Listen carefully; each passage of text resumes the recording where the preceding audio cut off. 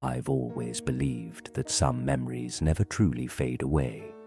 They lurk just beneath the surface, waiting for the right moment to resurface. I remember the early days when my son Oliver was a bright, curious child, always eager to make friends and explore every corner of life.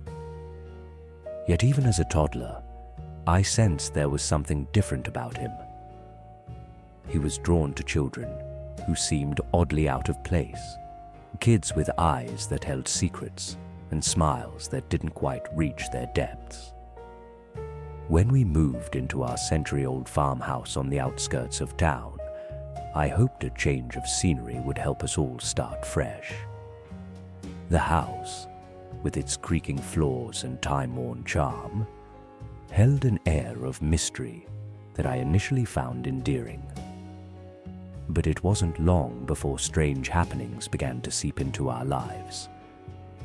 Oliver adapted quickly to his new school, though I soon discovered that he had formed a close bond with a quiet boy named Ethan. There was something inexplicably captivating about Ethan, a kind of solemn intensity that made him seem both vulnerable and dangerous all at once. One rainy afternoon, I received a call from the school. Oliver had been involved in a minor altercation during recess, a brief scuffle that, according to the teachers, was as sudden as it was inexplicable. When I gently asked Oliver what had happened, he only shook his head and stared blankly, as if the memory was too painful or confusing to articulate. His uncharacteristic silence and distant gaze haunted me.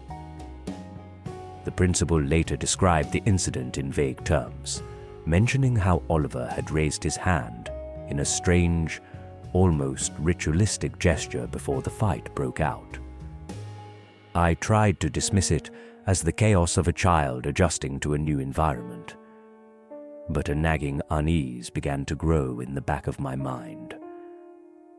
A few weeks later, I invited Ethan's mother over for tea.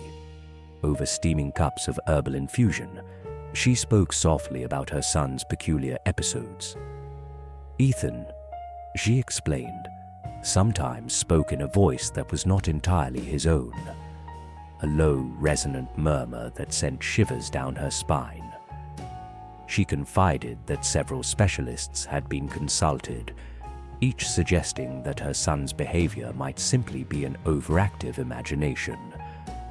Yet even as she said those words, her eyes betrayed a lingering fear that there was something far more unsettling at work. That very night, while tucking Oliver into bed, he leaned close and whispered about a secret place at school, a hidden alcove behind a dusty window where reflections danced in ways that defied explanation. According to him, the glass didn't show the familiar contours of his face, but instead revealed fleeting images of shadowy figures, their forms shifting and whispering in a language he couldn't understand. I tried to reassure him, attributing it to the wild imaginings of a child, but deep inside I felt the stirrings of a dread I couldn't quite name. As autumn deepened and the days grew shorter, Oliver's behavior began to change in ways that unsettled me. He started sleepwalking. In the dead of night, I'd awaken to find him wandering our long, echoing hallways. At first, it was just a gentle, confused pace, but soon his nocturnal journeys took on a deliberate, almost purposeful quality. I'd follow his soft, measured steps, only to find him pausing before a dark corner, or staring fixedly at a spot on the wall as if drawn by an unseen presence. On one such night, I crept silently down the stairs and overheard him murmuring in a voice that wasn't his own, a tone heavy with sorrow and something akin to warning. The tipping point came on a stormy evening. Thunder rattled the windows, and the wind howled as if carrying voices from beyond. I awoke to the sound of gentle footsteps and a soft, urgent whisper calling Oliver's name. With my heart pounding, I followed the sound to the living room, where our only large mirror hung, a relic from a bygone era, its ornate dark frame casting long, trembling shadows in the flickering candlelight. There, Oliver stood, transfixed, his eyes wide and unblinking as he gazed into the mirror. His small hand reached out, as if to grasp something only he could see.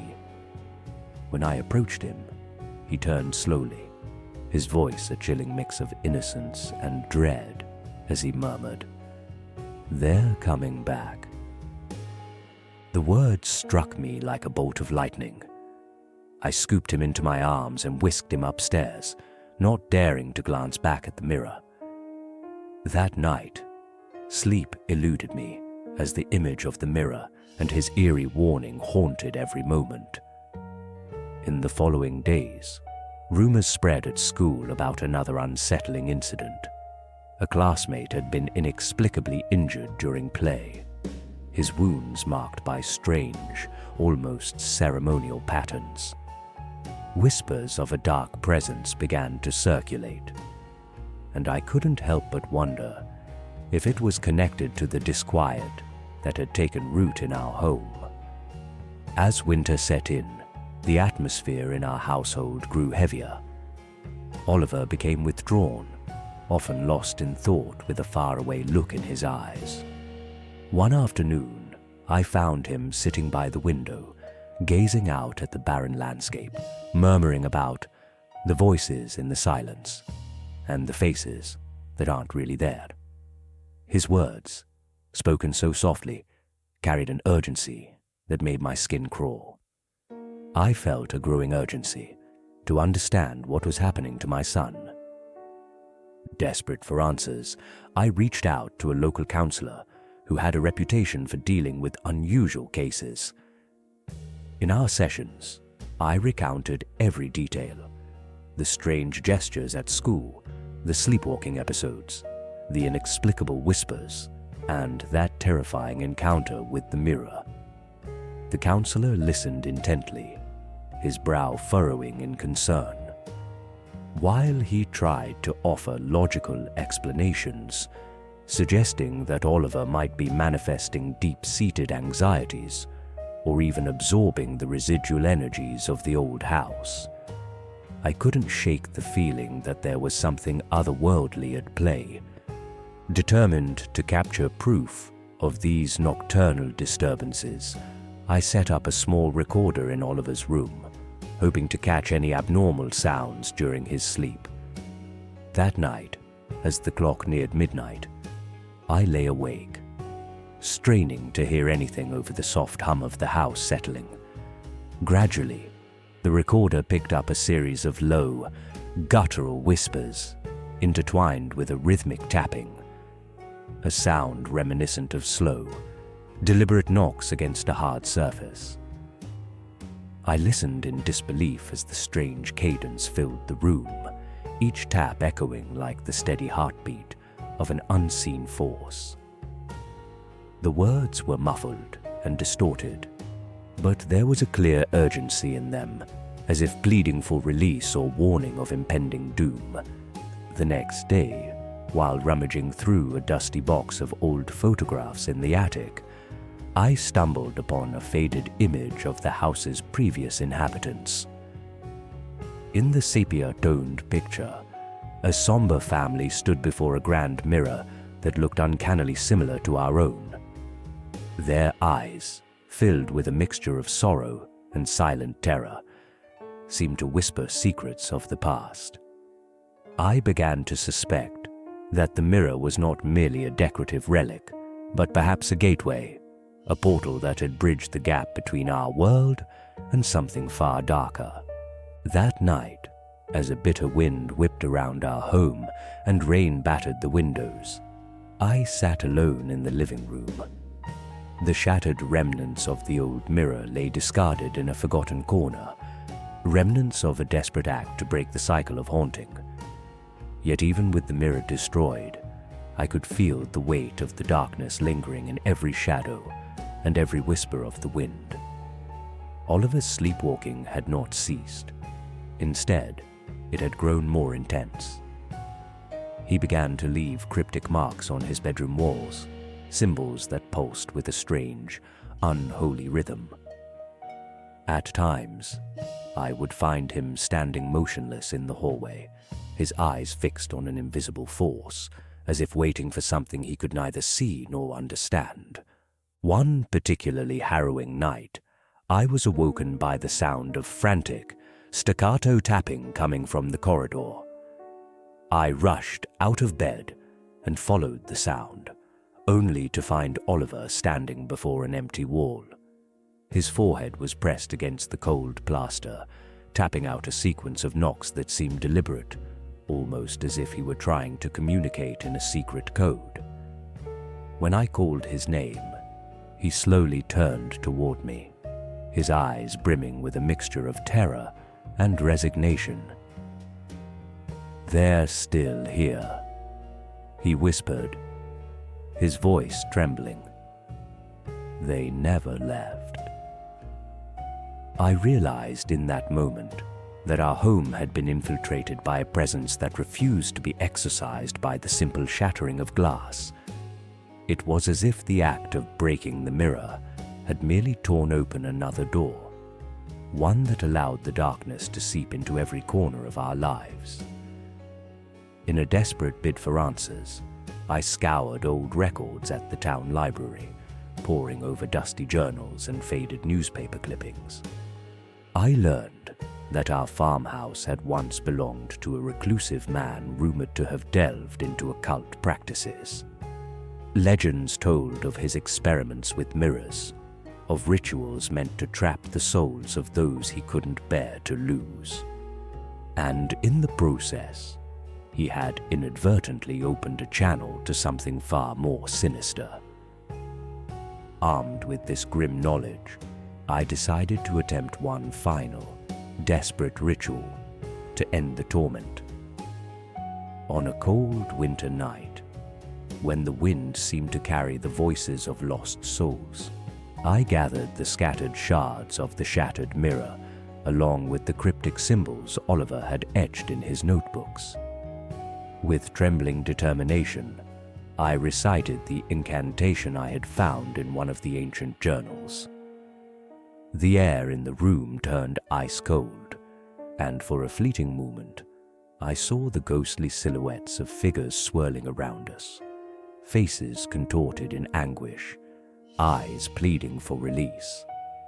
A deafening silence followed, punctuated only by a final shuddering tap against the floorboards, as if the house itself were exhaling a long-held breath. In the days that followed, a fragile calm settled over our home. The oppressive energy that had once permeated every room seemed to have receded, replaced by a tentative hope that perhaps the cycle of haunting had finally been broken. Oliver, though visibly shaken by the ordeal, slowly began to return to his old self. Yet there were moments, brief, fleeting instances, when he would pause in mid-conversation or stare blankly into a dark corner, as if he could sense the lingering echoes of that terrible night.